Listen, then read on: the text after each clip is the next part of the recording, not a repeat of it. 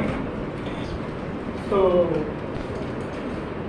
we are going to discuss what are called as the conditional problem. So we looked at the probability. It's better to quickly recall all the basics. I used to do it because this is so important that we just recall it quite often so that it becomes etched in your heart. So what we are talking about is a sample space sigma and then an event space, which is also a sigma algebra. That is a collection of E1, E1, E2, En. Just taking a case of a finite number of events. It can be countably infinite or uncountable collection of events also. So these are all events. What are events? Events are all subset of the sample space. Then they form a sigma algebra in the sense that together this set of sets or family of sets form the sigma algebra F or field. So what is the structure we expect for it to qualify as a sigma algebra? The sample space itself should be present in the sigma algebra. Then if E1 element of F, E2 element of F, then E1 union E2 should also be present in F. If E element of F, then E complement element of F. So it's closed under set union, finite number of set union, and set complementation operation. So it will also be closed under intersections and so on. Then what we did is the third component is the probability measure.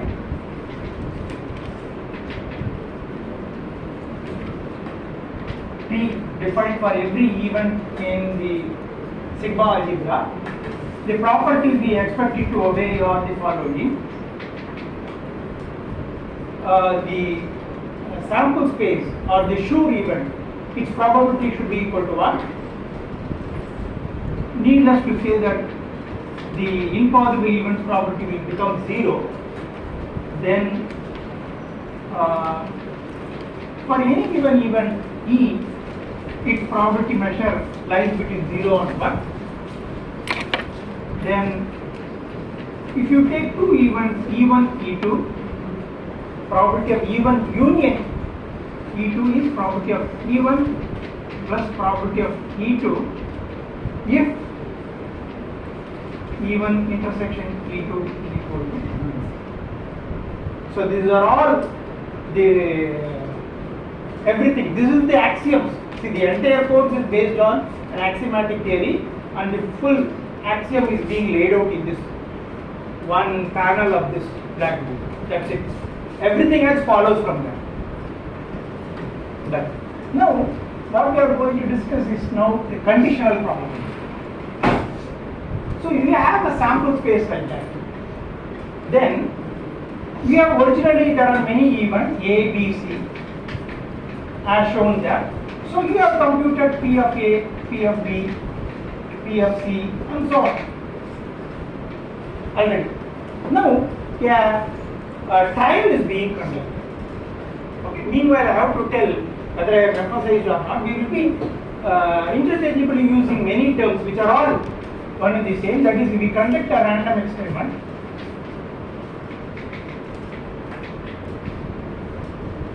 One instance of the random experiment, we may sometimes call it as a trial. Why? Because we try out, and then look at what happens. So it's called as a trial in some case. Some case we call it as the sample. Sometimes we may say that in a draft. Okay, and so on. All these, depending upon the context, we may use different adjectives, but all these means that conducting a random experiment. When it becomes more appropriate is that, for example, tossing of a coin means it's a trial, one trial, second trial, that is a more appropriate term. Okay, sample. Suppose we have a large number of people here, I want to take an opinion poll, whether you want this one next Friday or not, for example. Then, and the opinion is a sample. Then draw. Suppose we have a deck of cards, I just draw one card, then it is a draw. So, it's all one and the same, all are random experiments. So, we will use different terminology. So, whichever we use, it means that it is one random experiment, one instance of the random experiment that we do. So, before conducting it, we know the property of different events. Okay. Now, we have conducted it. And what is being done is, some information about the outcome of the random experiment is told. You are told that B has occurred.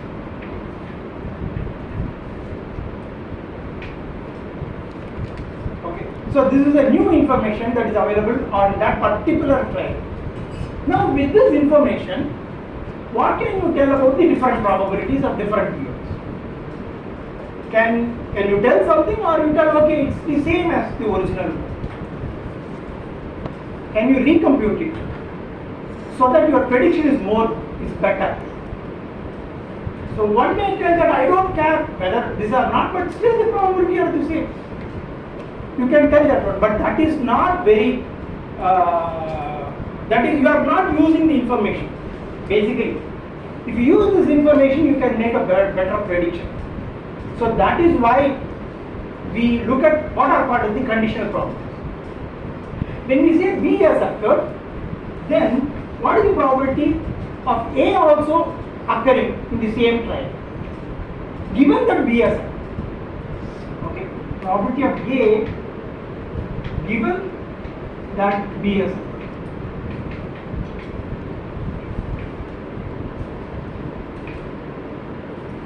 So that we write it as P of A given. So this slanting line is the one which we use to, we have something like that, we have to read it as A given B. This is to be read as given. So A given B means that you are told that B has occurred, what is the probability that A has also occurred in that trial. Similarly, you can compute different probabilities. A given B for this new information, B given B, P of C given B, and so on. Okay. So that is what we are going to talk about, conditional probability. That is, you are given some information, and with that how can you recompute the whole probability. One important clarification that we have to make is that once you recompute it, it does not mean that we have to start using this property in the future trials. Okay? So this is a better probability, so I will start using it in the future trial predictions and so on. No, that is not what we are telling. In the same trial, with this information, how the probabilities changes. For another trial, where no information is being given, the original probability still holds good. Only for that particular trial for which an information has arrived, how do you recompute it? See, if you say, if it is told that an event has occurred in a particular trial, that does not rule out the occurrence of other events. Two or more events can occur. So don't think that, okay, B has occurred, it means A has not occurred. Don't think like that. For example, if you throw a dice, six-sided, if you are told, okay, originally if you are told what is the probability that 1 has occurred, it will be 1 over 6 and everything. If you are told another event, I can define this probability of even. That is 3 by 6, that is equal to 1 by 2. Now if I ask, I am told that I have thrown the die and an even number has occurred. I am not giving anything more. Now you tell me what is the probability that 1 has occurred, given that it was an even. So that is what we are asking about the conditional probability. Okay? I will say it is 0. And probability that it is true given even it is 1/3. So even can also occur, and that number can also be 2. Okay, so this is one particular even, occurrence of 2. Occurrence of even is another even we have defined. So that is what we are telling. When B has occurred, how do you recompute different probabilities? Okay, now you look at this one. So B has occurred, that is known. So the only way for A can to occur is one of the sample space, okay, in this region should have occurred. Then only A can occur, given that B has occurred. So what we have to do? So this is the region of interest to us, and that is what A intersection. So it is actually, we have to find that. So this A given B is related to A intersection. It's proportional to A intersection. Okay. Why I am telling proportional and not equal to will become obvious, because you want to make this as valid probabilities. For a present, if you want to assume that it is equal to A intersection, we will see why that is not a good way of defining this. We will see soon. And what can you tell about this? B given B, it's 1. What can you tell about this from the particular figure that I have drawn it there? 0, because so with this new information I can recompute the probabilities which are all different from the original one. So that is the whole idea of the conditional probability. Okay. Now why we are not giving just B A intersection B? See, you are telling that B has occurred, so we know that the sample point should lie in A intersection B. So I'll as well uses P of A intersection B. But this will not be a valid probability. If you want to recompute the entire probability and interpret it as probabilities, it will not be valid. Because if so, they should add up to 1.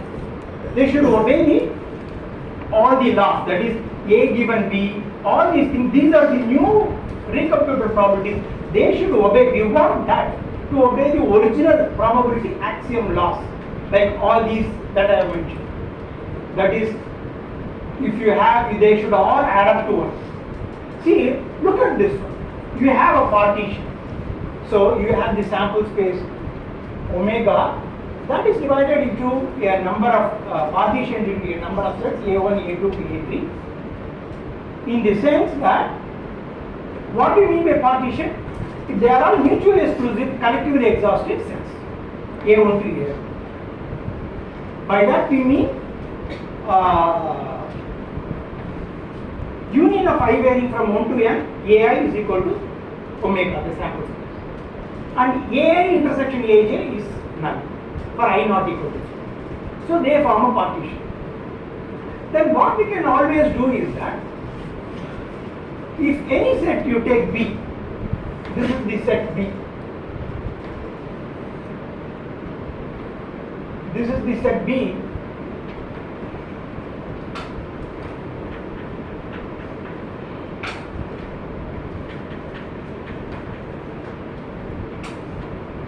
okay. So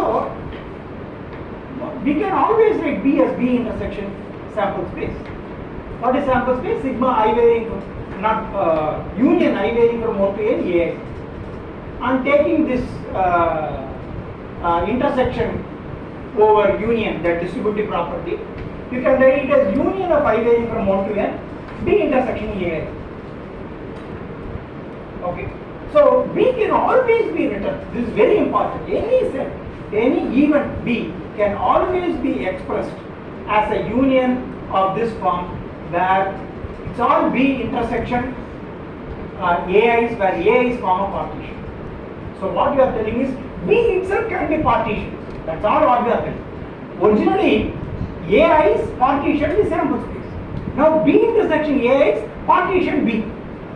Again they are going to be mutually exclusive, collectively exhaustive set of events, where exhaustive means they add up to B. That's what we are trying to tell. And these B intersection AIs, they are all mutually exclusive. What do you mean by that? That is, if you take I and J, B intersection AI, intersection of B intersection AJ, that is equal to null set. Why? Simply it's all intersections. AI and AJ don't get along, they don't get along with each other. Therefore, it will be a null set. Therefore, you have got union of something where they are all mutually exclusive. Therefore, if you apply probability on both sides, measure on both sides, P of B is equal to sigma I varying from 1 to n P of B given A. This is something which we know. Now, if you want, as we have mentioned, you want all these to be valid properties, they all should add up to 1. So here what happens? P of, if you know, tell that, okay, B has occurred. Now I am going to want to recompute P of A1 given B, A2 given B and so on. So this AI given B are the recomputed probabilities of AI given that B has occurred. So these probabilities, okay, should add up to 1, because if I add up the probabilities of AI, the only thing is they are conditional probabilities. So they should add up to 1. So for that to occur, if you look at this one,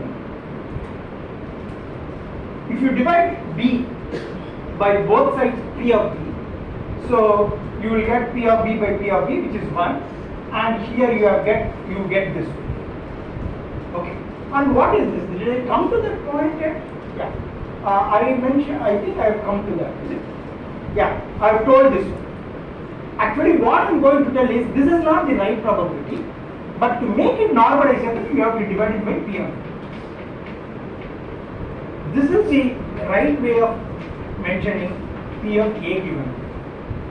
Why? If so, then you can see here that these things, which is what we are going to call it as the P of A given B, then you will see that sigma I vary from 1 to n P of A given B equals to 1. Then they becomes normalized. Then they are all valid probabilities. So, because we know that B has occurred, then we confine our attention, B becomes effectively the sample space now. And therefore, we have to divide whatever probabilities that you compute by P of B, then only they will add up to. So now we are going to define these conditional properties using this formula. P of A given B is P of A intersection B by P of B. Well, now we will go ahead and then check different things. Whether B of, so what we are telling is the conditional probabilities are valid probabilities in the sense that they obey the probability axioms. If you recompute the conditional probabilities, and they obey the probability axioms in the sense that any theorem that we have derived so far for the original probabilities, unconditional probabilities, the same theorem holds good for conditional probabilities as long as you use the same condition. So what we are telling is, suppose this is the wild card, I am leaving it. These are all valid probabilities.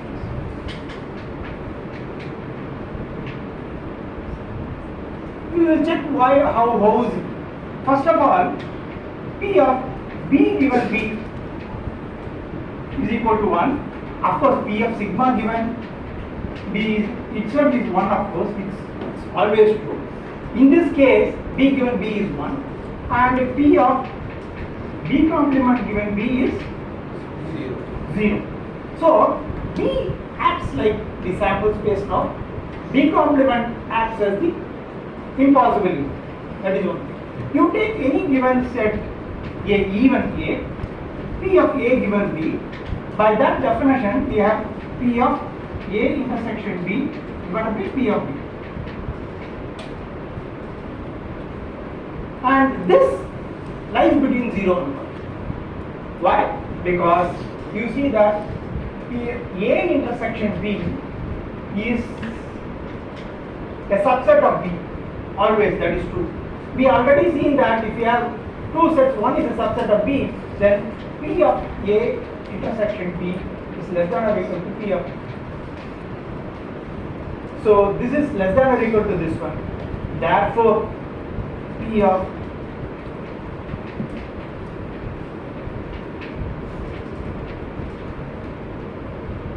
why I am doing all these things one by one, the same axioms you are going to see. So this is the same as P of sigma is equal to 1. This is the next one that it is bounded by 0 and 1. The next thing what you have to show is the additive property for E1 intersection E2 being psi. The union means the properties add up. That we can see. P of E1 union E2 given B is is P of E1 union E2 intersection B divided by P of B. So that is P of E1 intersection B union of E2 intersection B divided by P of B. So that is, now we have not you are not telling at this stage anything about E1 and E2. We are simply computing this conditional property. Okay, but E1 and E2 are the original one. So we are just applying the distributive property everything. Now you look at this one. They are not conditional properties right now. These are all just sets only. Okay. So for this you can always apply on the top. If you look at this one, these are not conditional properties. These are the original one. So we can always, this is the union of two things. So you can use P of E1 intersection B plus P of E2 intersection B minus P of E1 intersection E2 intersection B divided by P of B. Right? So this is how we can write. So now if E1 intersection E2 is equal to 5, okay, then what happens here is this becomes 0. Then you will have P of E1 intersection B. I will divide it separately.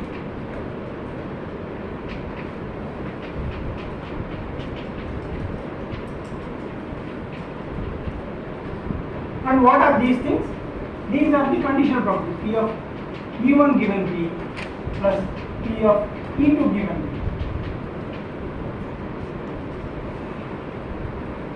Okay. So what we are just telling is, we originally know this one. E1 and E2 are two events. Their properties add up. This is known. If there is no intersection, and this is valid for conditional property also.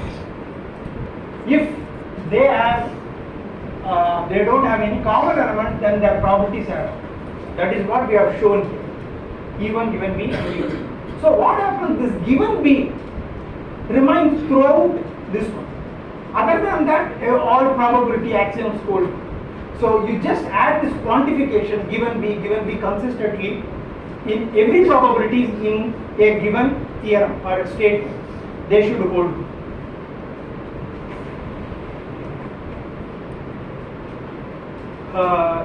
Then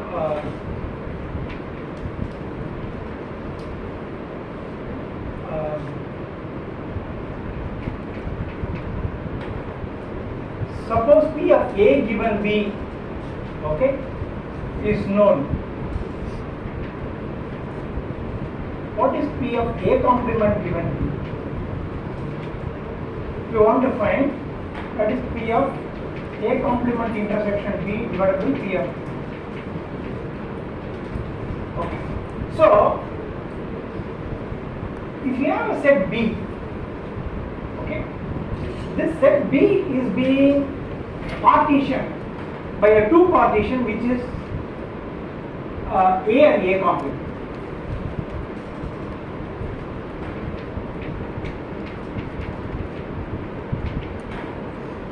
A and A complement forms a partition, and therefore B intersection A and B intersection A complement partitions B in a mutually exclusive, collectively exhaustive manner. Therefore, P of B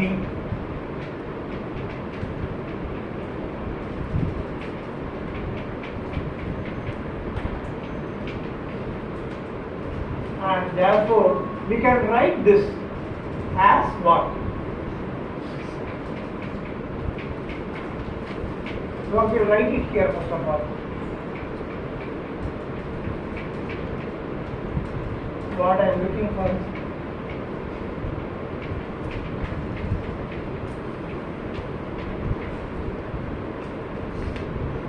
so we can write P of A complement intersection B as P of B minus P of A intersection B divided by P of B,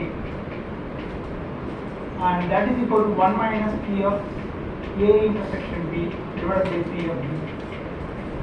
That is equal to 1 minus P of A given B. So what we are getting? P of A complement intersection B is 1 minus P of A given B.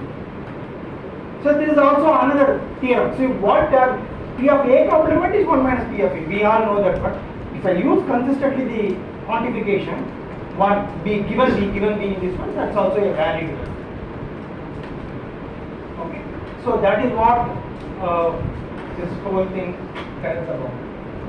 Let me just check if there is anything else I need to emphasize.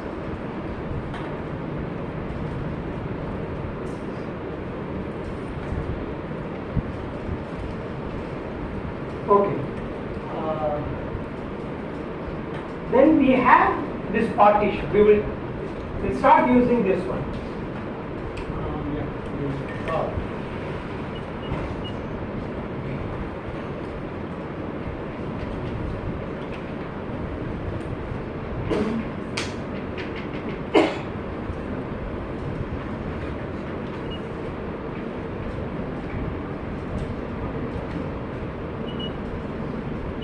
For whereas A is of partition.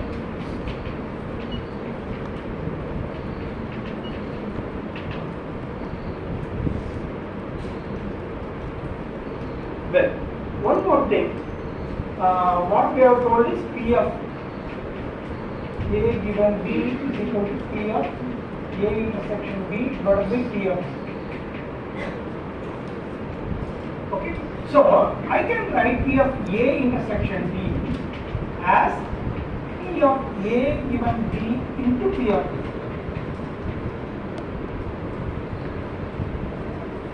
Right? So this is always you have to understand this. Probability that A and B occurs is probability of B occurs and A occurs given B. So this way of writing you should be very familiar with. It should look like as such there is a B. It's not a denominator in the normal sense. It looks like that. B and B also occur here. B doesn't get cancelled. That becomes as an intersection. So this way you can write. Now P of B given A is P of B intersection A divided by P of B. Again this one can be written as B intersection A can be written as P of B given A into P of B. So there are two ways of writing this intersection. So I will write it as P of A intersection B can be written as P of A given B into P of B. This also can be written as P of B given A into P of B.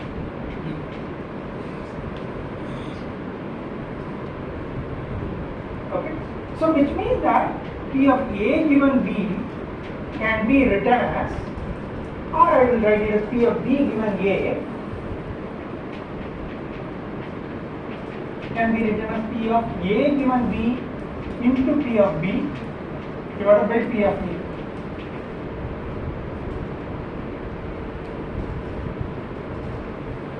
Okay. So clearly understand this, because this is nothing but intersection. Here the original definition, in this original definition, we are writing the numerator in this form. Okay. So now, suppose we want to find P of B given AI. Okay. I am going to do some mathematical rearrangements. Okay. When you do this mathematical rearrangement, it becomes a complex way of writing it only, but it has got a very, very deep meaning and usefulness.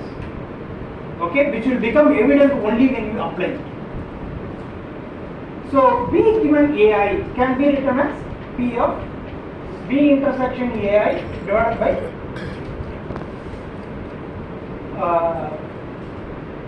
the other way we will write. Suppose you are told that B has occurred. Okay.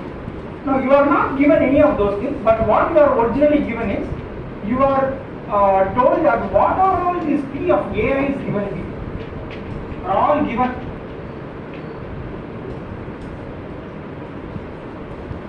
Now you want to find P of B given A. That is equal to P of AI intersection B divided by P of B, which can be written as P of AI given B into P of B divided by P of B. Right? Yeah.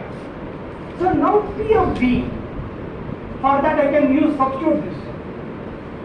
That equals P of AI given B into P of B divided by sigma I varying from 1 to n P of B intersection AI, which can again be written as P of AI given B into P of B divided by sigma I varying from 1 to n. Again, this one I want to write it as the conditional property. How? P of AI given B into P of B.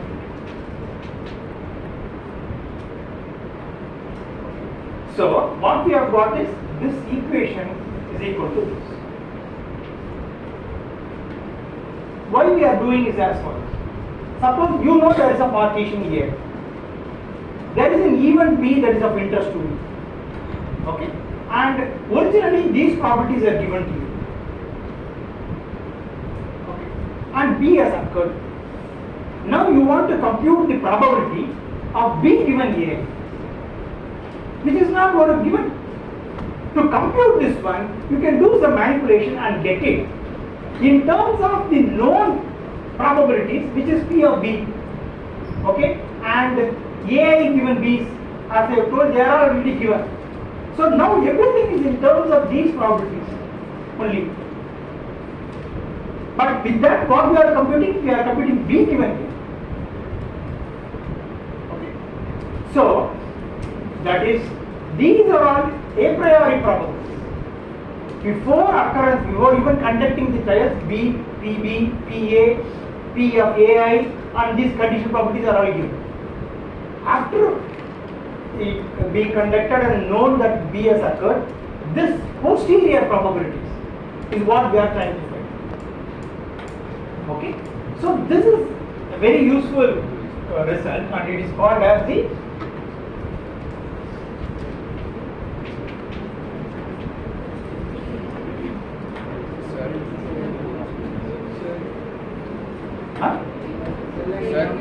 one minute.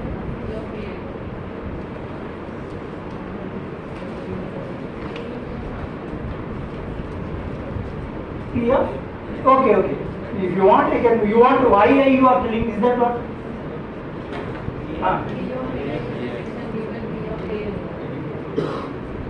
What you are telling? B given A.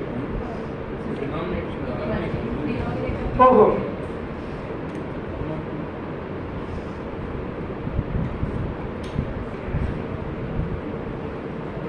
Oh, good. That you are telling.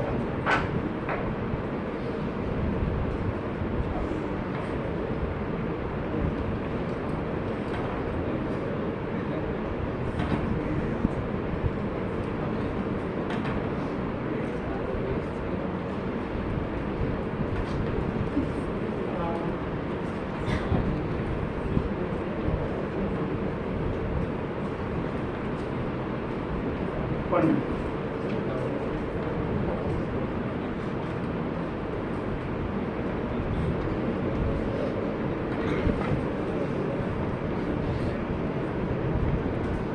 I want P of AI given B. P of AI given B. Sorry, it's not like this one. Okay, it's the other way. Okay, we will just find it.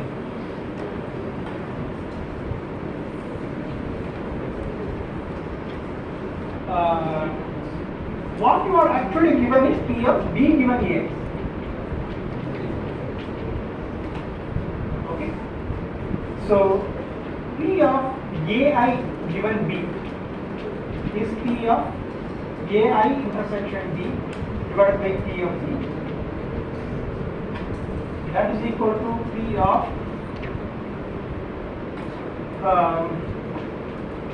AI given B into P of B divided by sigma I varying from 1 to n.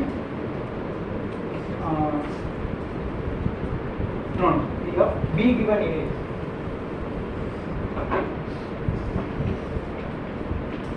into P of AI, divided by P of I will change this to J because this is a dummy index. I can even keep AI also. We don't want any confusion. J varying from 1 to 1. P of B given AJ into P of AJ. Okay. So P of AI given B can be written as B given AI into P of A divided by sigma J varying from 1 to 1 B given AJ into P of A. So this is what is useful and that is what are the base. Okay. Let's look at how it can be of made use of. How much more time? 9 minutes. Okay. Two examples we'll quickly look at. One is, suppose you have a case where there is a radar and there is an enemy aircraft that can be present in a particular place. There is a chance that I will put it as, if there is an aircraft, that I will call it as A. If there is no aircraft, I will call it as NA. And radar can look at it and give an alarm. And that is called as detection. If it doesn't give it says that there is no alarm, it means it's no alarm. Okay? Detection or no detection. So there is a probability of 0. There is a 0.05 is the probability that an aircraft can be present. Therefore 0.95 is the probability that it is not present, no aircraft. If there is an aircraft, the radar will detect it with a probability 0.90, let us say, and if it is present, if the aircraft is present, it may misdetect. It may fail to detect it with a probability 0.10. That is not detected. This is called as the misdetection. And if there is no aircraft, what it should do? It should tell that there is no aircraft. It should not be directed. But sometimes it gives what is called as the false alarm. There is no aircraft, but it tells there is an aircraft, which will lead to some war or so, which is not good. So this is called as the false alarm. And that happens not very, it's a good aircraft, but it can do this one. There is a possibility of technical error. So let us say point not, again we have used 5, not 1 and 0.99. Okay. This is all what can occur. So now what has happened is, suddenly an alarm comes. A soldier who is supposed to respond by shooting at me, he goes and asks the captains, see, an alarm comes, so can I do it? Then he says that no, we will compute, we will find out whether really the aircraft is there. Okay, because it should not escalate into a situation. So what we are given is P of A. P of aircraft is known as 0.05. P of no aircraft is 0.95. P of detection given aircraft is 0.90. P of no detection given aircraft is 0.10. And probability of this is deduction.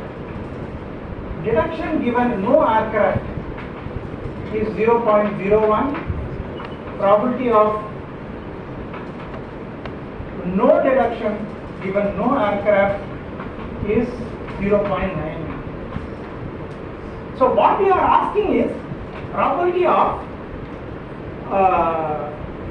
aircraft given deduction is what we are asking.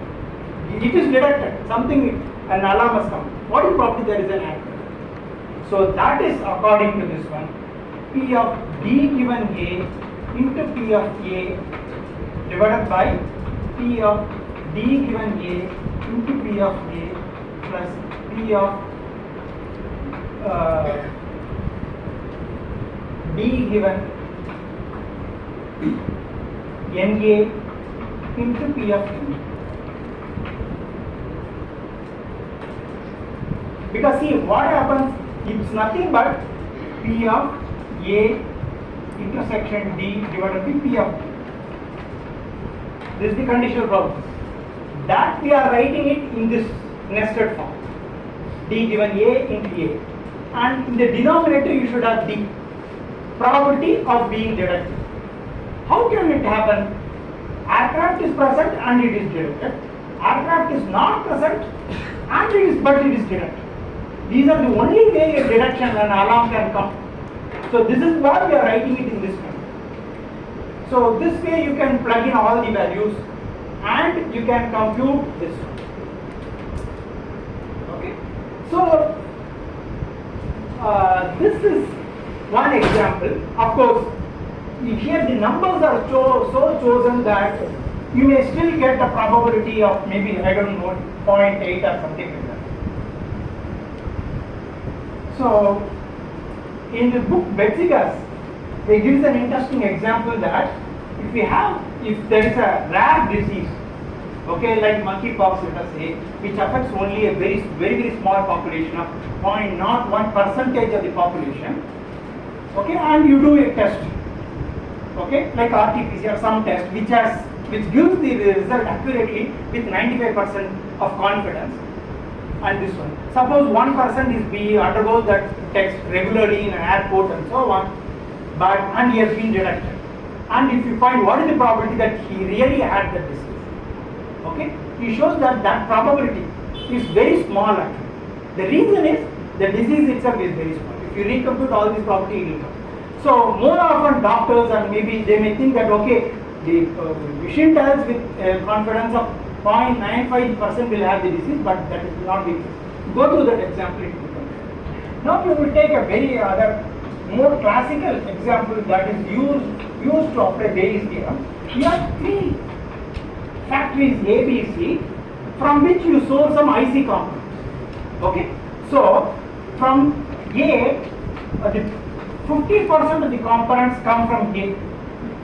Okay, so P of A is equal to 0.5, and 30% of the components come from B, and 20% of the components come from C. So if you ask, you just get all these components, put it in a, and then you shuffle, you put it in your store. You don't keep it separately. So if you randomly pick one thing, it will be from A with 0.5, 0.3, point.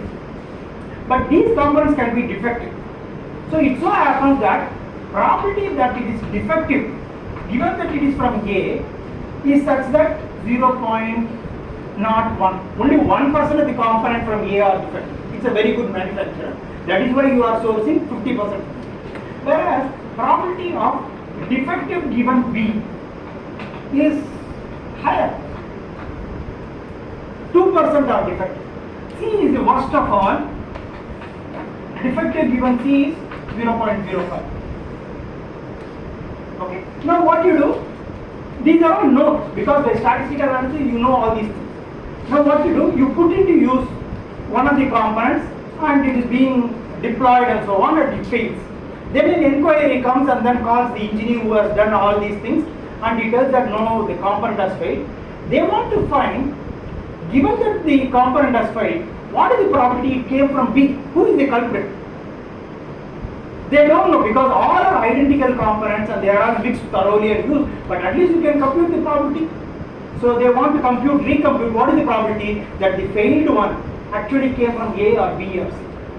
So that is what we are essentially trying to find, is probability that it is defective given that it came from A. So we can use the Bayes theorem. That is equal to probability of A given D into other. You want to compute probability it came from A given that it is defective. So that is probability of defective given A into P of A divided by the same thing, probability that it is defective, P of D, is what we have to do. What is P of D? P of D is P of D given A into P of A plus P of D given B into P of B plus D given C into P of C. So that is what we have to put here. So you will find that what is this will be of 0.01 into 0.5 divided by same thing. So 0.5 into 0.01 plus 0.3 into 0.02 plus 0.2 into 0.05. So that is what we have A given. Okay. So the Bayes theorem has, it's for computing the posterior probability. It has wide utility. Okay. Not only classical probability and so on, even in the machine learning, natural language processing and so on, it has a lot of utility. So I think that's it. Yeah, so we'll stop at this point.